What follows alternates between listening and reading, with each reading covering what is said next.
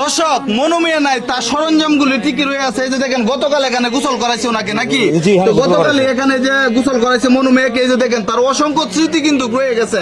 তো আমি বলবো এই যে একটা কবর করতে কতগুলি সরঞ্জাম যে উনি ব্যবহার করতো, আর অসংখ্য সরঞ্জাম ওনার ঘরের ভিতর আছে। এতগুলি জিনিস লাগতো কবর করতে। এতগুলি লাগলো আমার ফুফা যা যতটুকু সামর্থ্য ওই যে নেওয়ার মতো ঘুরা দেয়া অতটুকু নিত, আর বাকিটি রাখে যেত। পরবর্তীতে দুই যে আরেকজন লোক মারা গেল ওনার গ্রামে, তখন এই যে যন্ত্রপাতি খাইতে কই, তখন এইগুলো আরো রেখে যেত, মানে যাতে মানে আরো অসংখ্য সরঞ্জাম আছে। আরো আছে, ভিতরে আছে। দেখেন, আর আমি এরকম কোদাল আমি আমার জীবনও দেখি না, এত মজবুত। হ্যাঁ, আচ্ছা এটা কি দিয়ে তৈরি করছে ভাই, এত মজবুত কেন এটা? এরকম আরো তো কোদাল আছে গ্রাম বাংলার মধ্যে। আপনার অর্ডার দিয়ে আনছে এগুলা ভালোভাবে সবকিছু ভালোভাবে, মানে খুব শৌখিন মানুষ ছিল। শৌখিন মানুষ অর্ডার দেওয়া, যাতে কোম্পানি বানানো রেডি হয়, কিন্তু আমার ফুফাই ভালো জিনিসটা যেখানে পাইছি এখান থেকে অর্ডার দিয়ে আনাইছে। তো আসলে আমি আরেকটা কথা বলতে চাই, ওনার যে গুড়াটা ছিল, মানে গুড়াটা মারা গেছে ঢাকা হাসপাতালে থাকতে, এই গুড়াটা